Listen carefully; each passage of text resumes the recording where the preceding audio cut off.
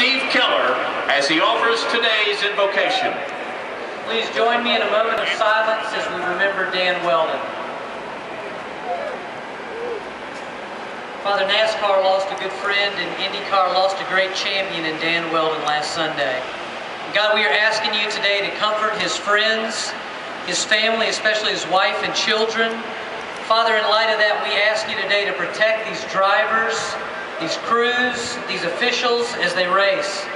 Father, we thank you for defending those who defend us daily with our military.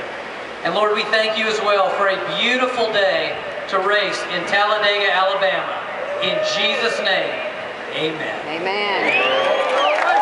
Here to perform our national anthem, please welcome the 82nd Airborne All-American Chorus.